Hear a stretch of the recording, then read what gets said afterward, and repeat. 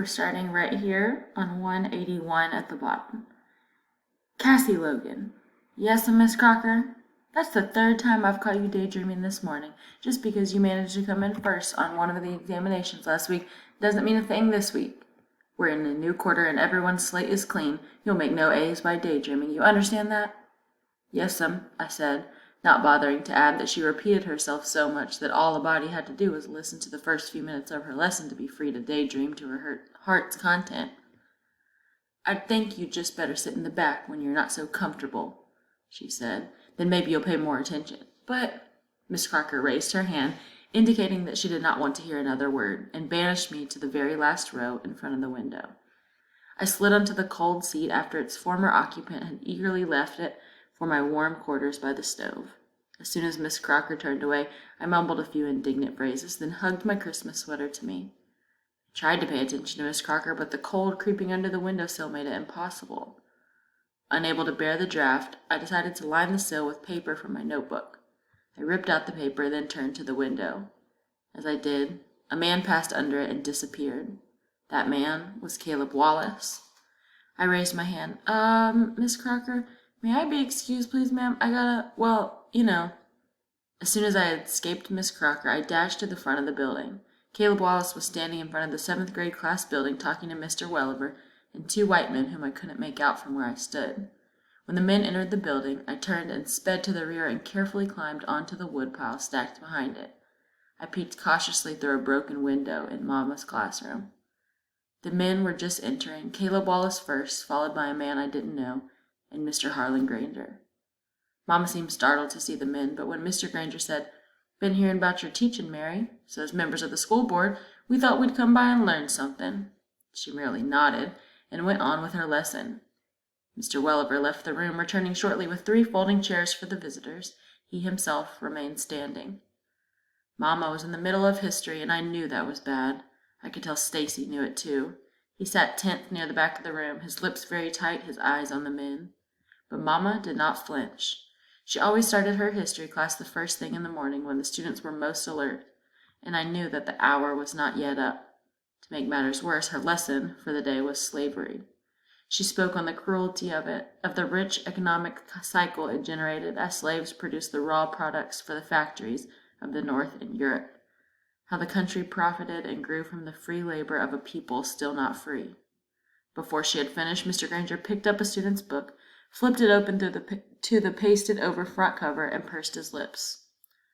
"Thought these books belonged to the county," he said, interrupting her. Mama glanced over at him, but did not reply.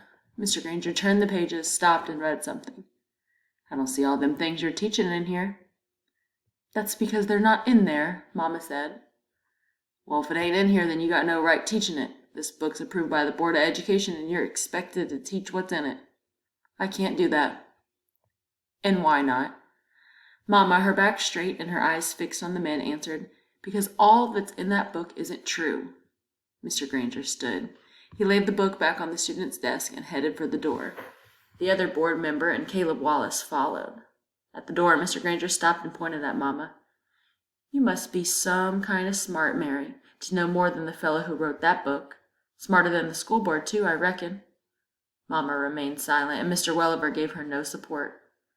"In fact," Mr. Granger continued, putting on his hat, "you so smart, I expect you'd best just forget about teaching altogether. Then that way you'll have plenty of time to write your own book." With that, he turned his back on her, glanced at Mr. Welliver to make sure his meaning was clear, and left with the others behind him. We waited for Mama after school was out. Stacy had sent TJ and Claude, and the 4 of us, silent and patient, were sitting on the steps when Mama emerged. She smiled down at us, seemingly not surprised that we were there. I looked up at her, but I couldn't speak. I had never really thought much about Mama's teaching before. That was just a part of her being Mama.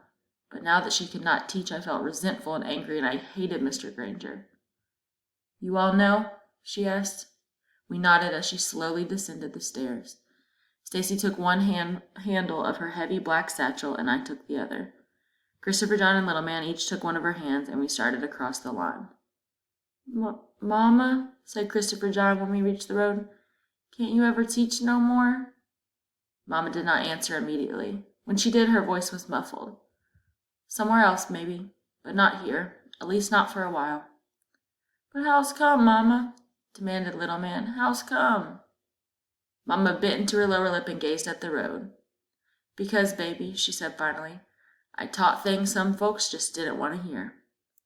When we reached home, Papa, and Mr. Morrison were both in the kitchen with Big Ma drinking coffee. As we entered, Papa searched our faces. His eyes settled on Mama. The pain was in her face. What's wrong? He asked. Mama sat down beside him. She pushed back a strand of hair that had worked its way free of the chignon, but it fell back into her face again, and she left it there. I got fired. Big Ma put down her cup weakly without a word. Papa reached out and touched Mama.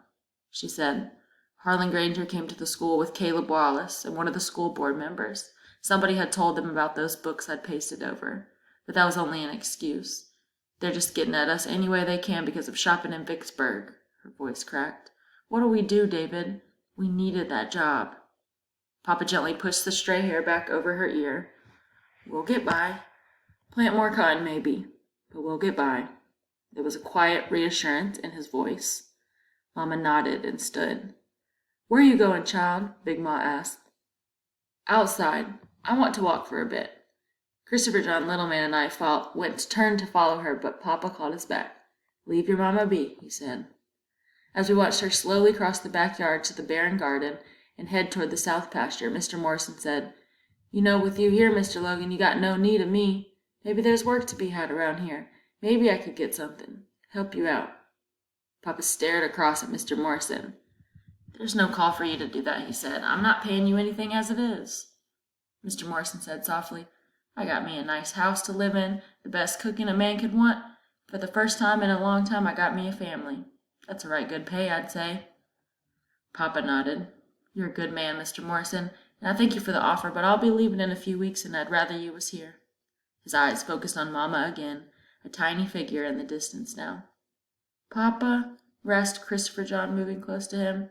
Mama gonna be all right? Papa turned, and putting his arms around Christopher John, drew him even nearer. Son, your mama, she's born to teaching, like sun is born to shine, and it's going to be hard on her not teaching anymore. It's going to be real hard, because ever since she was a wee bitty girl down in the Delta, she wanted to be a teacher. And Grandpa wanted her to be one too, didn't he, Papa? Said Christopher John. Papa nodded. Your mama was his baby child, and every penny he'd get his hands on, he'd put it aside for her schooling. And that wasn't easy for him either, because he was a tenant farmer and he didn't see much cash money. But he'd promised your grandmama before she died to see that your mama got an education. And when your mama come high school age, he sent her up to Jackson to school, then on to teacher training school. It was just 'cause he died her last year of schooling that she come on up here to teach instead of going back to the Delta. And y'all got married and she ain't gone back down there no more, interjected little man. Papa smiled faintly at little man and stood up. That's right, son. She was too smart and pretty to let get away. He stooped and looked out the window again, then back at us. She's a strong, fine woman, your mama, and this thing won't keep her down, but it's hurt her bad. So I want y'all to be extra thoughtful for the next few days, and remember what I told you, you hear? Yes, sir, we answered. Papa left us then and went on to the back porch. There he leaned against the porch pillar for several minutes, staring out toward the pasture. But after a while he stepped into the yard and crossed the garden to join Mama. TJ, you sure? Stacy asked little Willie Wiggins at recess the next day. Little Willie nodded morosely and answered, Heard it myself. Clarence, too, was standing right upside him at the store when he told Mr. Caleb, come talking about how Miss Logan failed him on purpose, and then said she wasn't a good teacher, and that she was the one stop everybody from coming up to their store. Said she even was destroying school property, talking about them books, you know. Who's going to take him? I cried. Hush, Cassie, said Stacy. How come you just telling this now, little Willie? Little Willie shrugged. Guess I got fooled by old TJ. Clarence and me, we told him we was going to tell it soon as we left the store, but TJ asked us not to do it. Said he was going right back to tell them it wasn't nothing but a joke, what he said. And he went back to, and I thought nothing was going to come of it. He hesitated, then confessed.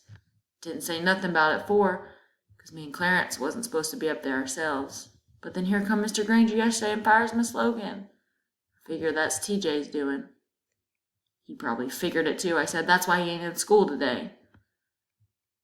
Talking about he's sick, said Christopher John.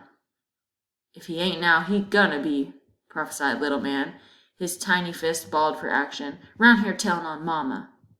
After school, when Claude turned up the forest trail leading to the Avery house, we went with him. As we emerged from the forest into the Avery yard, the house appeared deserted. But then we spied TJ lazily swinging straddle-legged atop an inner tube hanging from an old oak in the front yard. Stacy immediately charged toward him, and when TJ saw him coming, he tried to swing his long right leg over the tube to escape. He didn't make it. Stacy jumped on the inner tube, giving them both a jerky ride before they landed hard on Mrs. Avery's azalea bush. Man, what's the matter with you? TJ cried as he rolled from under Stacy to glance back at the flattened bush. My mama gonna kill me when she see that bush. Stacy jumped up and jerked at TJ's collar. Was you the one? Did you do it? TJ looked completely bewildered. Do what? What you talking about? Did you tell it? You tell them Wallace's about Mama? Me? Asked TJ. Me? Why, man, you ought to know me better than that. He do know you, I said. How come you think we up here? Hey now, wait a minute, objected TJ. I don't know what somebody been telling y'all, but I ain't told them Wallace's nothing. You was down there, accused Stacy. The day Mama caught you cheating, you went down to the Wallaces. Well, that don't mean nothing, said TJ, jerking away from Stacy's grip and hopping to his feet. My daddy says I can go down there if I wanna. Don't mean I told them old folks nothing, though. Heard you told them all sorts of things, like Mama didn't know nothing and she wasn't even teaching what she's supposed to. Didn't either, denied TJ. Ain't never said that. All I said was that it was that. His voice trailed off as he realized he had said too much, and he began to laugh uneasily. Hey, look, y'all, I don't know how come Miss Logan got fired, but I ain't said nothing to make nobody fire her. All I said was that she failed me again. A fella got a right to be mad about something like that, ain't he? Stacy's eyes narrowed upon TJ. Maybe, he said, but he ain't got no right to go running his mouth off about things that ain't supposed to be told. TJ stepped back and looked nervously over his shoulder to the south, where the fields lay low. The rutted wagon trail which cut through the fields leading from the distant Granger mansion revealed a thin woman stepping briskly toward us. TJ seemed to take heart from the figure and grew cocky again. Don't know who's been telling, but it ain't been me. A moment's silence passed, and then Stacy, his eyes cold and condemning, said quietly, It was you, all right, TJ. It was you. Then turning, he motioned us back toward the forest. Ain't you gonna beat him up? Cried a disappointed little man. What he got coming to him is worse than a beating, replied Stacy. What could be worse than that? Asked Christopher John. You'll see, said Stacy, and so will TJ. TJ's first day back at school after almost a week's absence was less than successful. Avoiding us in the morning, he arrived late only to be shunned by the other students. At first he pretended that the students' attitude didn't matter, but by the afternoon when school was out, he hurried after us, attempting to convince us that he was merely a victim of circumstances.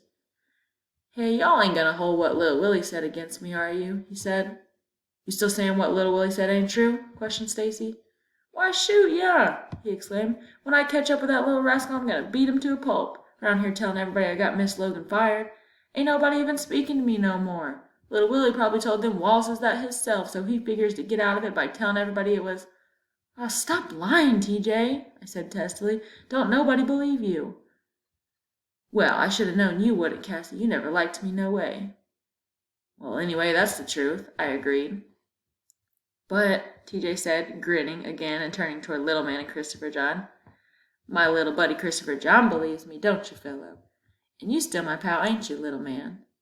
An indignant little man looked up at TJ, but before he could speak, easygoing Christopher John said, You told on Mama, TJ. Now she all unhappy 'cause she can't teach school no more, and it's all your fault, and we don't like you no more. Yeah, said little man in agreement. TJ stared down at Christopher John, not believing that he had said that. Then he laughed uneasily. I don't know what's gotten into folks. Everybody's gone crazy.